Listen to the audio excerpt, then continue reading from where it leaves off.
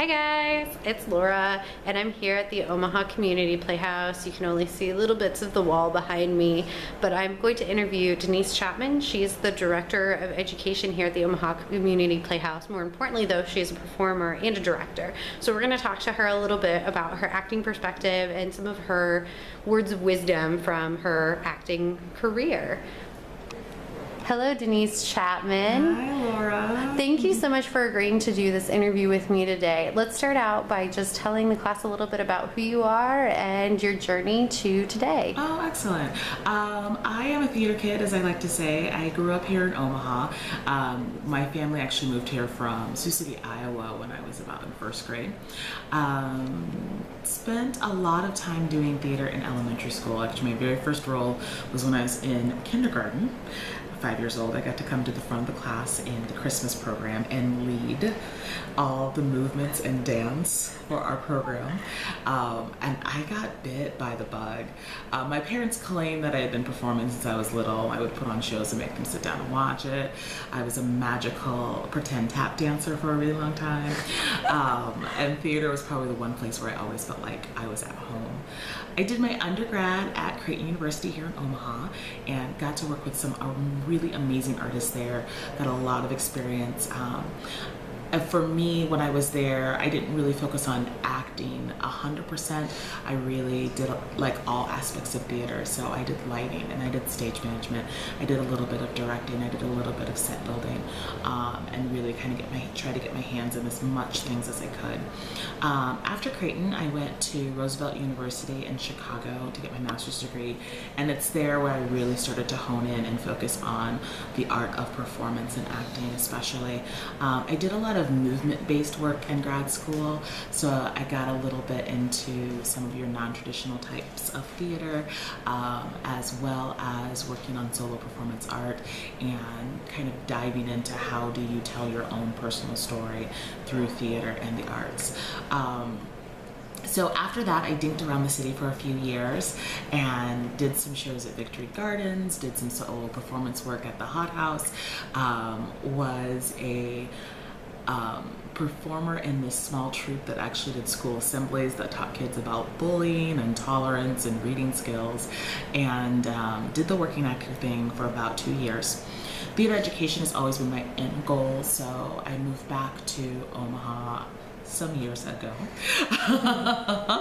and started adjuncting at Metro Community College and have now landed here at the Playhouse in this role as Director of Education and Outreach.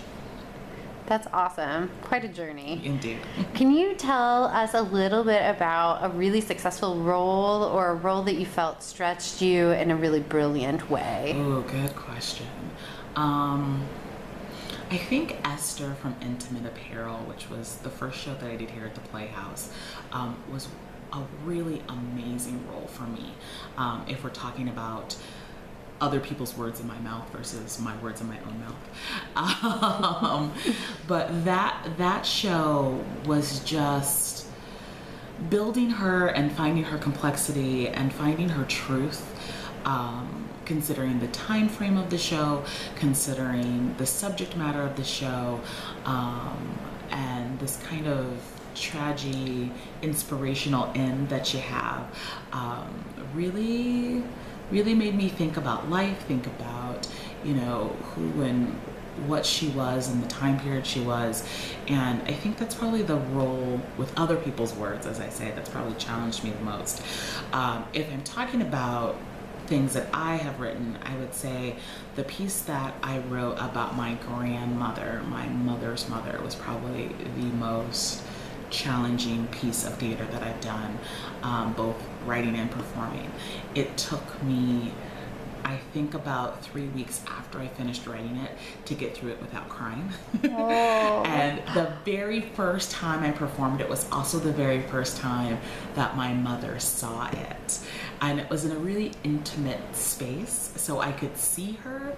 And when she realized who the piece was about and the story that was unfolding, she kind of got all weepy.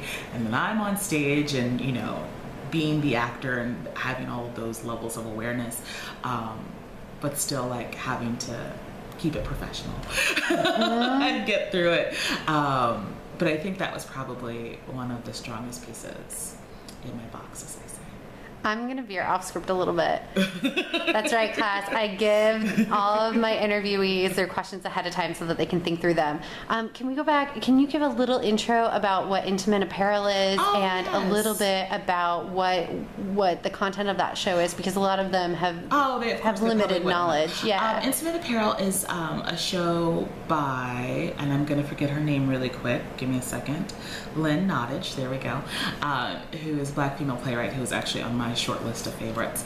The show's about a African American seamstress in the 1800s. Her name is Esther, and she is in New York and floats through life in an interesting way because she sews intimate apparel. So she makes corsets and petticoats and all of these intimate pieces for high society ladies as well as low class ladies. Working women also, as they are known as sometimes. And it's a little bit about her life and this journey that she takes. She starts a correspondence with a man who is working on the Panama Canal, and it's this beautiful romance in letters, and they decide to get married sight unseen. Whoa. And it's like the original online dating. Right, it's original online dating. Oh. It doesn't quite work out in her favor. Also, there's another layer of, there is a Jewish man who sells her fabric, who she has a very obvious relationship with. They have a friendship, they have a bond. I think there is this hope of a possibility, but because of cultural barriers and racial barriers and the time period, certain lines just weren't going to be able to be crossed. So there's just this heart aching, like, love story on top of this, what should be a love story. And it's a beautiful piece about womanhood and about independence and about coming into your own. And I challenge you all to look it up and read it. Did you hear that, class? Challenge set. Challenge set. Can you talk a little bit about the process? I'm going off script again. Process between, as you said, words in your mouth versus your own words, and the two processes of both producing and rehearsing, and how that all works and how it's different. I think that for me, the challenges, there are a lot of similar challenges. Obviously, you're still building a character, even when you are working in your own words. It's a little closer to you, but there's still a character that you build to deliver those pieces. I got into my own words because I kept finding that I was in spaces where I wasn't connecting as strongly to the material as I would like to. I was finding I was in places where I felt like my voice wasn't represented in the material that was being produced or the material that was around. It's interesting because Katori Hall, look her up, we are contemporaries as far as age and timeline of how we worked when we were in grad school, probably. And she has a very similar narrative around why she got into playwriting, because I think she was an actor as well who got into playwriting. So it's that thing. It's like if you don't see what you need, then you go out and you build it. But process-wise, I think that it's similar in that, yes, the foundation building of a character, it's definitely the rehearsal process. It's no easier to memorize your own words than it is someone else's. Don't ask me why. It's the same process. That's interesting. Right? You would think it would be easier. You just know it's the same process of kind of building the character, figuring out what is this person thinking and how are they jumping from thought to thought. I think for me, what it is, it's more a level of expression is the big difference between the two. I get a little more control in crafting the story, whereas working in other people's words, that story has been crafted, and then your job as the actor is to bring it to life and find its truth and share it as honestly as you can. what's nice in the building of the words is that you also get to build that world and then inhabit it and then find its truth again in a new way from that performer versus writer, and then share it once again as honestly as you can. Amazing, amazing. Can we talk about a time where you felt like there was a mistake or a failure that you learned from, or a real teachable moment? Most definitely. I think the big teachable moment for me that I talk to with all my young actors, I was in Chicago and I was doing a show at Victory Gardens, and I was doing the school assembly shows during the day. I was running around like a maniac, working just about 7 days a week, and I don't even know how many hours, and driving easily 100+ miles a day. And I got sick. And I got sick like no other sick. Like, I was standing outside of the urgent care after the show closed at 10:30, and I'm crying on the phone to my dad because I couldn't afford to walk in the door. Oh. And but I had to go, and I went in, and I ended up having the flu. I'd never had the flu in my life, never. So, you know, they give you what they can and send you home, and I ended up being out for about a week. So they had my understudy come in and do the show. The guys during the week, you know, made adjustments for the school assemblies, and when it was all said and done, I was out about $4,000 between hospital bills and lost income. So your body is your tool, right? Your body is your instrument, and it is so, so important to take care of it. Take care of it. Make sure you're getting rest. Make sure that you are hydrated. Make sure that you are taking vitamins. Make sure that you aren't putting yourself in situations where you will hurt your instrument. Do not be around a room full of sick kids without vitamin C, tissue, and disinfectant. It was the school assembly round, and we had been in a couple schools where it was just running through rampant, and I didn't caretake myself, and got really ill and paid for it. So it's so important. It's that thing that we don't always think about. You know, we think about, bad auditions, and we think about, missed opportunities, but really those things come and go. The big thing that I learned was take care of yourself. I think that also applies to other areas, whether you're a teacher or a nurse, or if you're going into business for yourself. You are your own product, you are your own service, and how do you take care of yourself? That's a good life lesson for everyone. Indeed. Everyone. On that note, let's talk about some other challenges. What are some of the biggest challenges about being a professional in theater, by being a professional performer? How do you balance all of that? It's rough because it's a hustle, and that's my other kind of keynote that I give to folks, because you have to be on. If you're running your business correctly, you're in a show, you're auditioning for shows, you're sending out headshots and resumes, you're going to industry nights, you're networking, you're connecting, you are constantly on the grind, you're constantly in your hustle.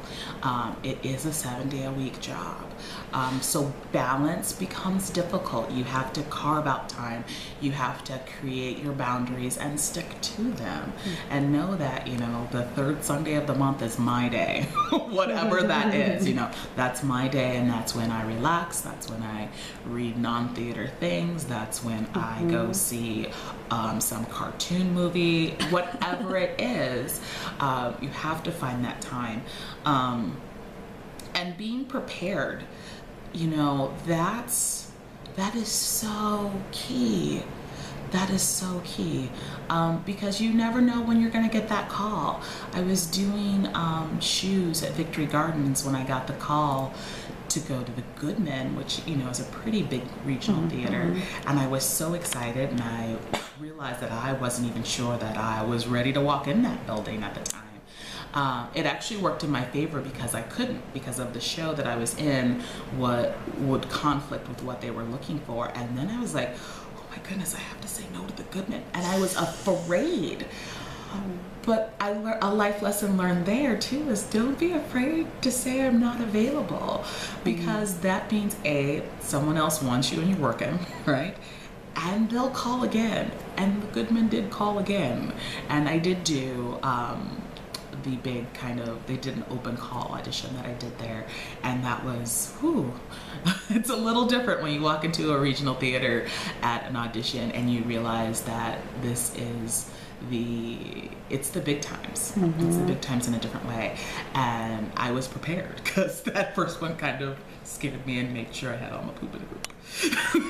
That's important in anything. Yes. The audition, interview. All of I that. mean, have your portfolio together, have your headshot together, make sure your pieces are right, make sure that they are cold, solid, especially when you get into that setting, because it can be intimidating. With the Goodman, I walked into a room where everyone looked like me. And that had not been from the Midwest, obviously. I'm a brown girl. That does not happen often. So walking into the room where I'm like, oh, this is the black girl call a little bit.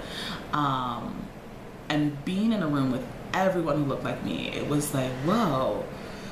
And for about a good 3 minutes, I had to kind of pull myself together, because it was a different level of challenge when you're not standing out in the way that you normally stand out. It's like, oh, yeah, I gotta bring my game, because apparently they're looking for a certain type, and I am one of many.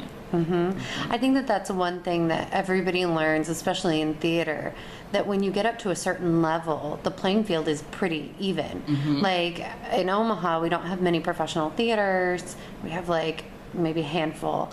And so a lot of people flee, but when you get into a Chicago or Minneapolis or New York City, suddenly there are 8 million people vying for that one job. And how do you set yourself apart from that? And how do you come prepared so that you shine the brightest? Exactly. Yeah, because you can lose a part. It's cutthroat. It is. It's cutthroat. It's cutthroat, and it's also so subjective, because there are so many things that you have no control over. It could be the leading man is 3 inches shorter than you are, and you would just look silly on stage together. Or, you read really young and they need, someone to read a little bit older. There's just so many factors. So it's just important that you be prepared, and that when you're in the audition room, you are doing your best audition. You know what I mean? And it's not about auditioning better than the next person, but it's auditioning better than the last time you auditioned. Yeah. And as long as you live in that cycle of always doing your best work, and you can walk out and go, that was a really good audition, I did really well in there, then you've done your job. Because after that, you just don't know. You have no control over it. Know. You don't. I mean, someone's mom's sisters is a friend of the producer, and they owe them a favor. You know what I mean? Like, it can come down between you and that person, and all of a sudden. And that chemistry thing is really important. I'm working on a show right now with Shelter Belt, and it was not about who would be the best person to play each character, but it was the characters combined and how they interacted. You just don't know. You don't know. And it's all, from show to show, from theater to theater, it's always so different. It's always so different. It's true. Okay, we'll wrap up a little bit. Okay. So any other words of wisdom or advice for my intro students? Some of them will go into more theater, some of them will not. Can be words of wisdom. Okay. Wisdom from Denise. For real words of wisdom are, if you can think of anything else, please do it. Yes. Which I'm sure you have all heard. Yeah. This is a crazy person's business, and we do it because it's the first thing we think about in the morning. It's the only thing we think of all day, and it's the last thing we think about at night. And if that is where you are, then you chase this, and you chase it wholeheartedly, and you know that it's a grind, and that you know that it's a hustle, and that you will work. You will work. The beauty is in the work. The beauty of this craft is truly in the work. And if you are dedicated and focused and passionate about the work, then everything else will fall into place. I think my other big piece of advice, and this I probably tell to every intern who walks through this office, is you don't have to be in New York or Chicago or LA to do the work. Right? The work lives everywhere and in lots of different spaces in lots of different ways. My end goal has always been education, and that has led me down a couple of very interesting paths. But the space that you create, the space that you invite people into, the space where you share these characters and tell the truth of these stories is a sacred, beautiful space, and it lives all over. It doesn't just live in major metropolitan areas.